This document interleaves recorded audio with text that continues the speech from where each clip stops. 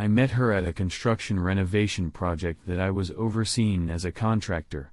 I had owned my own company for 18 years, and after years of hard work and dedication, I had finally built a reputation for myself in the industry. The firm she worked for was handling the interior design aspects of the renovations, and she would visit the site weekly to take field measurements and check on our progress. One sunny afternoon, while we were outside discussing the project, she complimented my team's craftsmanship. "You really have a talented crew here," she remarked, her eyes bright with enthusiasm. "I've told my firm that we should work together more often for future projects." I appreciated her kind words, and it was a rare moment when I allowed myself to break my usual professional demeanor. I found her attractive, and something compelled me to ask, "So, are you married?" There was a brief, awkward pause as she hesitated. It was clear she wanted to maintain a professional tone. However, after a moment, she replied with a smile, "No, I'm not married." I felt a spark of excitement and quickly followed up with, "How about we grab lunch sometime?" To my delight, she agreed, suggesting we meet the following week when she'd return to check on the project's progress. When that day finally arrived, we found ourselves at Arby's, the epitome of romantic dining, right? But surprisingly, it turned out to be a delightful experience. We shared laughter, stories, and got to know each other in a way that felt refreshing and genuine. Then, out of nowhere, she exclaimed, "Wow, I would totally marry you." She immediately slapped her hand over her mouth, clearly shocked at her own boldness. I smiled and replied, "Good, good." From that day until the project's completion, we continued to meet for lunch every week at Arby's. It became our little tradition, a comfort zone amid the chaos of our busy lives. At first glance, this seems like a charming story about a couple who meets, shares a connection, and eventually builds a life together. But the truth is far more complicated. This woman turned out to be pure evil.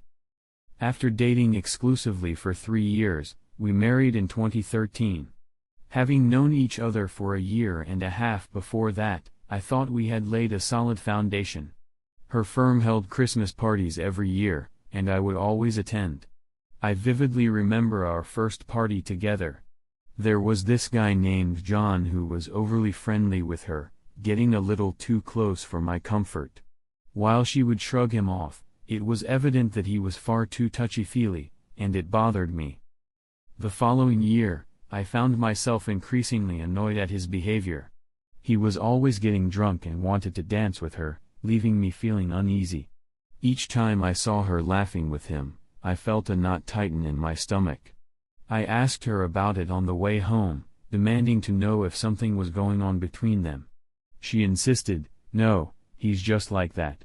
When I pressed her, asking if she enjoyed his attention, she vehemently denied it. "Why don't you go to HR if it bothers you so much?" she suggested, brushing off my concerns.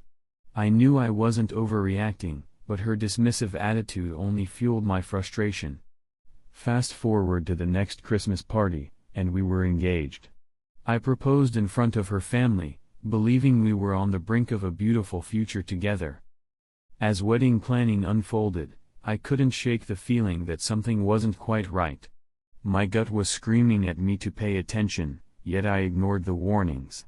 After all, we were engaged, and I wanted to believe in the love we shared. However, as the months rolled on, the signs of her true nature began to reveal themselves. There were late nights at work that stretched into long weekends. Each time I asked about her time away, she'd become defensive, accusing me of being controlling. The intimacy we once shared felt like a distant memory, replaced by a cold distance I couldn't comprehend. I started to notice subtle changes in her behavior. She became secretive, hiding her phone from me and taking calls in another room. The laughter we once shared turned into awkward silences, and I found myself feeling more like a stranger in my own home. Every detail of her life felt scrutinized, every conversation laced with doubt. My mind began to spiral, and the whispers of my suspicions grew louder. Then, one fateful evening, I returned home early from work. I had planned a surprise dinner for her, wanting to rekindle the spark that seemed to be fading. As I approached the door, I noticed her voice rising in laughter through the window. I paused, my heart racing, as I caught a glimpse of her on the phone with someone. The smile on her face was radiant, but it was the way she tossed her hair back and giggled that sent a chill down my spine. It was a laugh I hadn't heard in months, full of joy, free from worry. When I walked in, she quickly ended the call and turned to me with a startled expression. "Oh. You're home early," she stammered, her eyes betraying a flicker of panic. I tried to brush off the discomfort, but that moment lingered in my mind like a storm cloud. Who was this person on the other end of the line that could draw such genuine laughter from her? My suspicions deepened when I noticed she started wearing more revealing outfits, clothes I had never seen her wear before.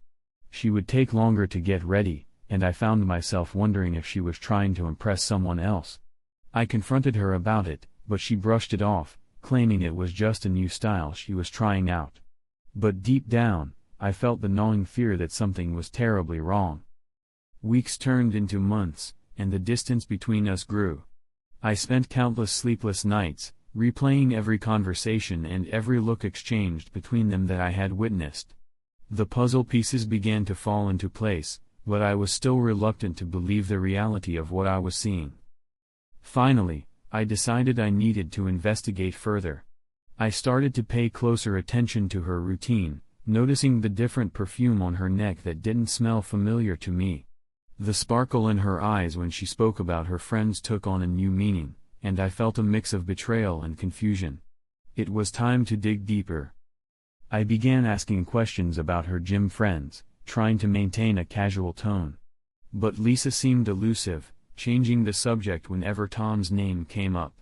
She claimed he was just a sparring partner, a friend she trained with. But why did her face light up so much when she mentioned him? It was infuriating to see how easily she smiled, as if their friendship was a secret she was keeping from me. One night, after a particularly tense day, I decided to follow her. I told myself it was just to ease my mind, to confirm or dispel my suspicions. As I drove through the city, I felt both exhilarated and terrified. I wasn't proud of what I was doing, but my gut was screaming that I needed answers. I parked a few blocks away from the gym and waited. The minutes felt like hours, and as I watched her walk out with Tom, my heart sank. They were laughing, sharing an easy camaraderie that felt too intimate. I felt a storm brewing inside me, a mixture of anger and despair. It was a sight I had dreaded but felt deep down was inevitable. When she returned home, I confronted her, my voice trembling with rage and hurt. "Who is Tom? Why were you with him?" Her face paled, and for the first time, I saw fear in her eyes. "I can explain," she pleaded, but the words that followed only fueled my anger. She claimed they were just friends, but I couldn't shake the image of them together, the laughter, the familiarity that seemed to have eclipsed what we once had. We argued late into the night, the truth spilling out in a torrent of accusations and denials. Each word felt like a dagger, tearing through the remnants of our relationship. It was as if all the love we had built was unraveling before my eyes. I could see the cracks widening, the distance we had created between us threatening to swallow us whole. Despite her insistence that nothing was happening, I knew deep down that the foundation of our marriage was crumbling. I couldn't trust her anymore. My heart ached with the weight of betrayal and heartbreak, the very essence of our love turned into a battlefield. As days turned into weeks, I found myself in a cycle of anger, sorrow, and confusion. I tried to salvage what was left, hoping we could return to the days of laughter at Arby's, but those memories felt like ghosts haunting me. The warmth of her smile was now a painful reminder of the trust that had been shattered. In the end, I realized that no amount of love or memories could patch the fractures in our relationship. The woman I had married, the one I believed would stand by my side, had become a stranger. It was a painful truth to accept, but I knew I had to protect my heart. As the dust settled, I began to understand that sometimes love isn't enough to overcome betrayal. The journey ahead would be filled with heartache, but I was determined to reclaim my life, one step at a time. Thanksgiving was always a mixed bag for me, especially since my wife worked at a firm where the annual Christmas party seemed to bring out all kinds of drama. That night, as I watched the celebrations unfold, I couldn't shake the feeling that something was off. Old Johnny, my wife's so-called work husband, was giving me the cold shoulder. He was hovering around like an ominous white ice cube, his face twisted in a scowl that screamed intimidation. It was almost comical how serious he took himself.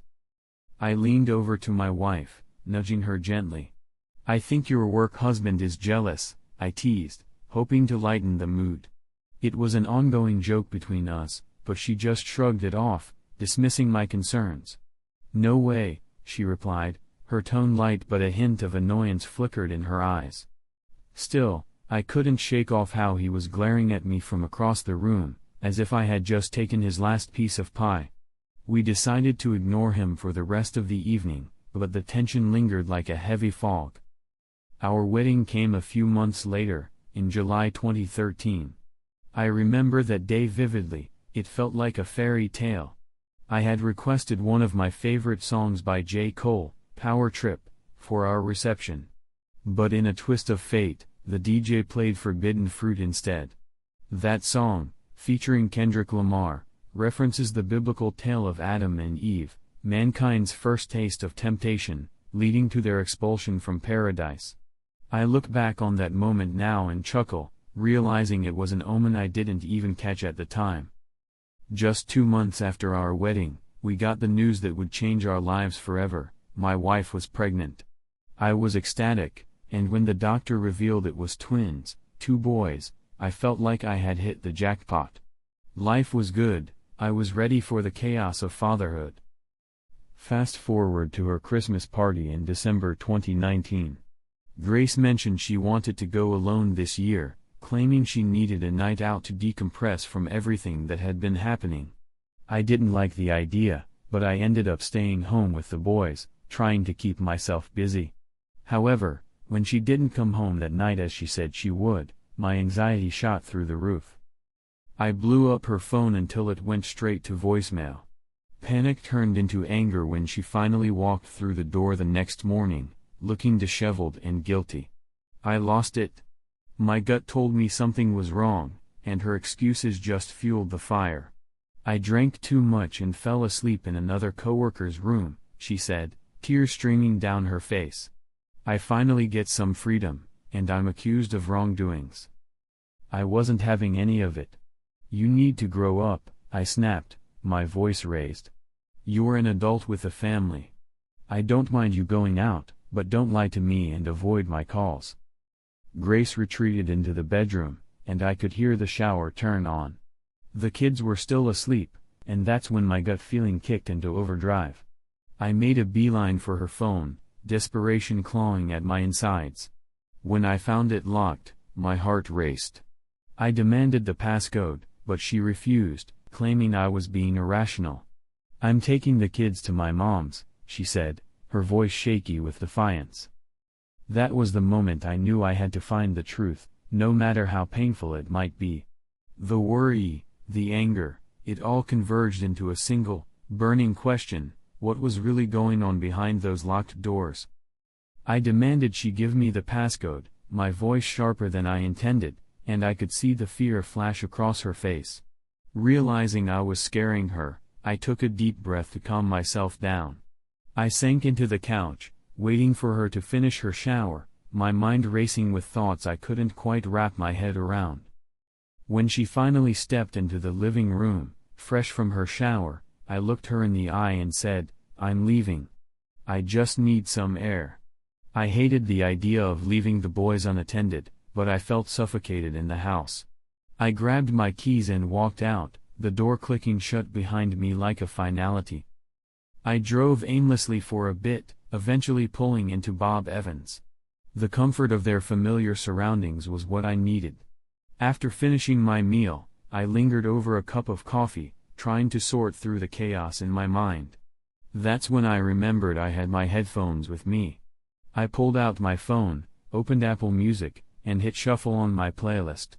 As fate would have it, J. Cole's Forbidden Fruit from the Born Sinner album started playing. It was the same song the DJ had played at my wedding, one I hadn't even requested. The memories flooded back, and a gut feeling washed over me, whispering that something was very wrong. I could feel a storm brewing inside me, and I knew I needed to get to the bottom of it.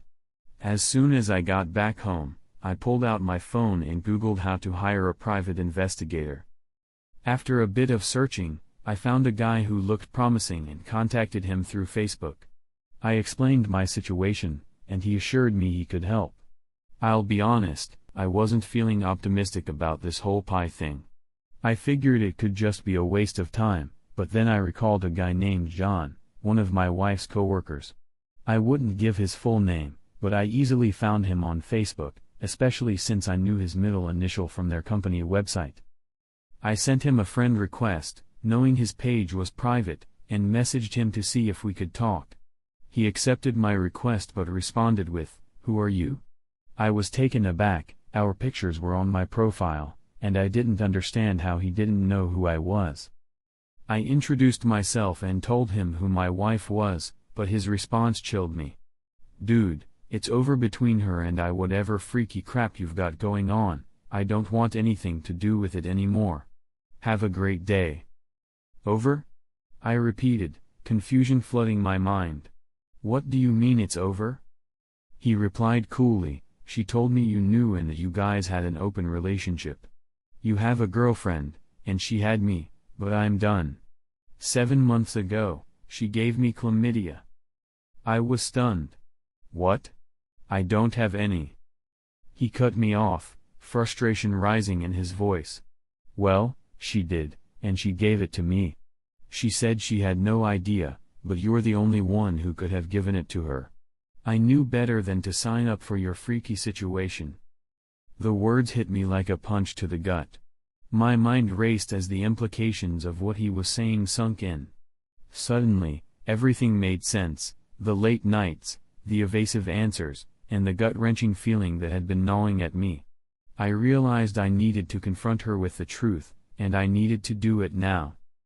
I firmly told him that my wife and I had never agreed to an open relationship. He simply suggested I take it up with her and added that he didn't even talk to her anymore, avoiding her at work. Then, without another word, he hung up the phone.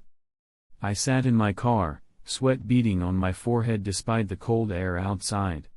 Anxiety gnawed at me. I couldn't shake the fear that I might have contracted an STD. The thought sent a chill down my spine, deeper than the winter air around me. My team had managed to cover for me at work while I took a week off to deal with this mess, but I knew I had to take action. I needed to get checked for STDs, find a lawyer, and consider a DNA test for my boys.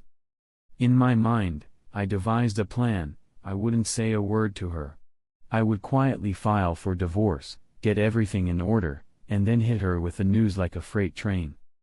When I got back home, I was met with an eerie silence. My wife and the boys were gone, just as she claimed they would be at her mother's house. A gnawing sense of dread settled in my stomach. Later that day, my phone buzzed with a call from the private investigator I had hired. He sounded professional and focused, wishing me luck as I updated him on my situation. He explained how he would gather evidence for me. First, he would conduct a background investigation. Second, he'd perform physical surveillance. And third, there was something he called honey trapping. When he mentioned the last part, I raised an eyebrow, convinced he was just some charlatan. But I held my judgment. He told me about his past, how he was an ex-police officer who won the lottery for $40,000 a year after divorcing his unfaithful wife. He used that money to start a business with his brother in 2013. Their company sold to a startup tech firm just a year later, and while he didn't brag about being a millionaire, he claimed he never had to work again. Bored with retirement, he decided to start this private investigation service, traveling across the U.S. to help people in need. He worked with everyone from the wealthy elite to everyday folks, assisting women in gathering evidence against their cheating husbands. He made it clear he had a personal vendetta against cheaters, sharing that his ex-wife had cheated on him too, and one of their kids wasn't biologically his. Yet, he still acted as a father to that child, and he claimed his bond with all his kids had grown stronger over the years. As he spoke, I felt an odd sense of comfort. This man seemed to have a network that extended into every corner of society: lawyers, doctors, even people in the FBI. He mentioned his brother was some kind of IT genius, and I couldn't help but feel a flicker of hope. Maybe I had made the right choice in hiring him. While he set to work, I began my search for a lawyer. By the time I found one, the investigator had already uncovered a lot of information. First, I'll refer to my ex-wife's lover as S or Shark, a lawyer himself, and apparently the father of my twins. The private investigator shared that S and my ex-wife had been having lunch together almost every day, a revelation that felt like a knife twisting in my gut. I struggled to process this new reality. The betrayal cut deeper than anything I had ever known, and I was determined to confront it head-on. As I listened to the investigator, my mind raced with thoughts of what to do next. This was just the beginning, and I needed to be ready for the fight of my life. My ex-wife was having an affair, and it cut deeper than I ever thought possible.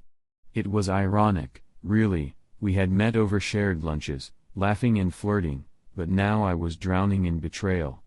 My private investigator had gathered a mountain of evidence that painted a picture I never wanted to see: photos of them at hotels, and recorded conversations at a bustling restaurant called Culver's.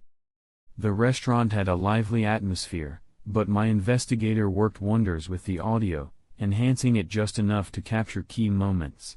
Then, it hit me like a punch to the gut. I heard him say, "So, how are my boys?"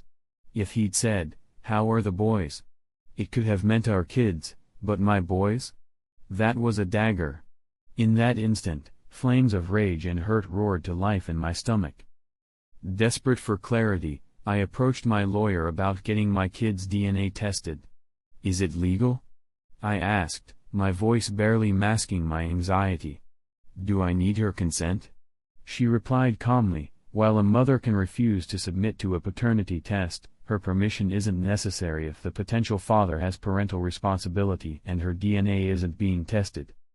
With a heavy heart but a fierce determination, I scheduled the test for that Friday. My ex was still at her mother's, a facade I was certain of, using it as a cover for her illicit activities. When I spoke to her, she sounded condescending, almost smug. "I hope you come to your senses and get your act together. The boys want to come home, so stop treating me like crap." I feigned agreement. "Sure, honey. Okay." Little did she know, I was about to drop a nuclear bomb on her world. That Friday, I took the boys for their tests, and to my surprise, it didn't take as long as I had feared. If I'd arrived earlier, I could have received the results the same day, but instead, I found myself anxiously waiting until Monday morning. When the results finally came, I opened the envelope with trembling hands, and my heart sank. I was not their father. I broke down, sobbing uncontrollably. While most people might relish the escape from responsibility, I felt only despair and devastation. The magnitude of this revelation threatened to swallow me whole. If she had been in front of me at that moment, I feared I might have acted on the darkest impulses boiling beneath my skin. After gathering myself, I consulted my lawyer again, laying out the overwhelming evidence I had: audio files, photos, hotel meetings, emails from my private investigator, and, of course, the damning paternity test results. "I want to bury this once and for all," I declared, my voice low but resolute. My lawyer nodded, recognizing the fire in my words. Before I left, I handed her my ex-wife's office address and the contact information for my investigator. The plan was set: my investigator would serve my ex-wife with the divorce papers, and I knew it would be quite the show. "I want every moment recorded," I instructed him, urgency creeping into my tone. "This is a moment I need to remember." He nodded confidently, assuring me that he'd handled similar situations before and knew exactly what to do. The day of reckoning arrived, and tension hung in the air like a thick fog. I paced nervously, waiting for my investigator to execute the plan. I could almost taste the impending confrontation, the truth poised to explode in her face. When my investigator finally arrived at her office, the anticipation was electric. The moment she opened that door, everything would change. I was ready for her world to unravel, ready to confront the web of lies that had ensnared us both. I took a deep breath, steeling myself for the storm that was about to break. It was time for the truth to finally come to light. Let me walk you through the entire situation as it unfolded. The guy had turned on his video recorder just before stepping out of his car, and now I realize he used some kind of small device pinned to his shirt pocket to capture the whole thing. At the beginning of the video, you can hear him say, "I love this part of the job." It was almost comical in hindsight. He parked on the street, got out, and casually fed the parking meter. I later asked him why he put so many coins in there, and he shrugged, saying, "You never know how long this crap is going to take." He had quite a walk to get to the building where my ex-wife's firm is located, right in the heart of downtown. As he walked, he greeted everyone he passed, "Good morning, sir." "Howdy, ma'am." "Good day, sir." The video was downright hysterical to watch. It was almost like he was trying to win over the whole world with his cheerful demeanor. Finally, he made it inside and approached security. He announced he was there to visit my ex-wife at a company called H&X Interiors, a name he made up on the spot.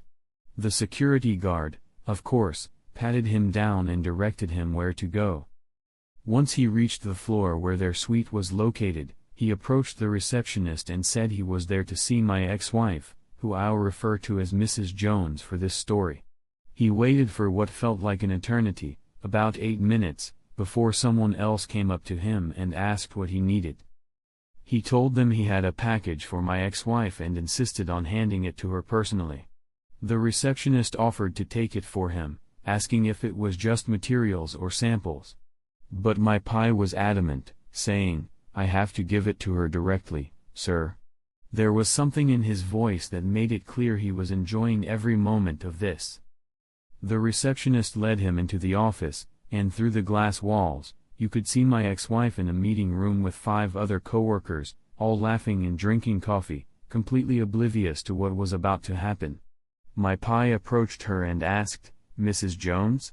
She looked up, surprised, and replied, "Yes." Then came the moment of truth. My pie said, "You've been served," handed her the envelope, and casually walked away. It felt surreal to watch. My ex-wife, still processing what had just occurred, asked, "Served what?" Her voice was laced with confusion. As he made his way back to the elevator, I could hear her voice rising in the background, shouting, "What the F?" The envelope he handed her not only contained legal papers but also pictures of her and a man named Shark, along with paternity test results. The whole thing was explosive. Before my pie could even reach the elevator, my ex-wife yelled, "No. Get your butt back here, you son of a." To which he calmly turned around and replied, "Ma'am, I'm only doing my job. Have a wonderful day." And then he waited for the elevator, while she continued cursing him out, completely losing her composure. At that point, my phone was blowing up with texts from her. I hadn't answered her calls because I wanted to give her space to process what was happening. The texts started coming in a flurry. "We need to talk. Tell me this is a joke. Why would you want to do this to your kids?" I could only imagine how she was feeling. But the real kicker? My lawyer was friends with Shark, the lawyer my ex-wife had been having an affair with. In a moment of unprofessional candor, Shark spilled the beans off the record to my lawyer, letting him know how deeply entwined their lives had become. Shark was a well-known attorney in our city, and I knew this wouldn't end well. The entire situation felt surreal, like something out of a dramatic movie. I had tried to keep my composure throughout our marriage, even when I felt the cracks starting to show, but now, everything was crashing down around us. The revelation of her infidelity, paired with the shocking delivery of those papers, was more than I ever anticipated. As the dust settled, I couldn't help but wonder how we had arrived at this point. The laughter that once filled our home had been replaced with tension and betrayal, and it was hard to fathom the weight of what had just unfolded. Would she ever truly understand the impact of her choices? Or was this just the beginning of a long, painful journey toward healing and resolution? Only time would tell. He let the cat out of the bag to my lawyer during an off-the-record conversation. I didn't know this guy personally, but my lawyer seemed to hit it off with him, which struck me as a little odd. According to my lawyer, they had a pretty in-depth talk, and it didn't take long for me to understand why. This wasn't Shark's first rodeo when it came to cheating on his wife. She'd forgiven him in the past, but it seemed this time was the final straw. Months dragged on during our divorce proceedings, and, inevitably, Shark ended up getting DNA tests done for the twins. As fate would have it, they were indeed his biological children. My lawyer broke the news to me, and I could see the irony in it all. Shark was facing the same fate I was. Meanwhile, his wife launched a full-blown divorce assault, determined to take everything he had. After all, she had been a stay-at-home mom throughout their marriage, sacrificing her own career for the sake of the family. During this chaotic time, my ex-wife, Claire, continued to plead with me not to go through with the divorce. She insisted we could work things out, but I followed my lawyer's advice and cut off all contact. When my lawyer told me that Shark was facing divorce proceedings as well, I couldn't help but think Claire would end up with him. But it turned out Shark was too busy trying to salvage his own marriage to even think about that. In a twist of fate, Claire was fired from her job, not because of any infidelity with John, but because she had a meltdown on the phone with a client. Apparently, it wasn't the first incident that month. The stress of the impending divorce was wearing her down, and her patience was non-existent. When she finally lost it, her performance plummeted, and they let her go. I remember attending a small court hearing where Claire broke down in tears, lamenting how she felt she had lost everything. "I have nothing now," she sobbed, clearly overwhelmed by the stress of our divorce and her job loss. It was a poignant moment, but I couldn't help feeling a twinge of bitterness. I later found out the details of her firing from one of her former co-workers. They filled me in on the gossip circulating around the office, including the shocking claim that John had told others Claire had given him chlamydia. I confronted the co-worker directly, needing to know the truth.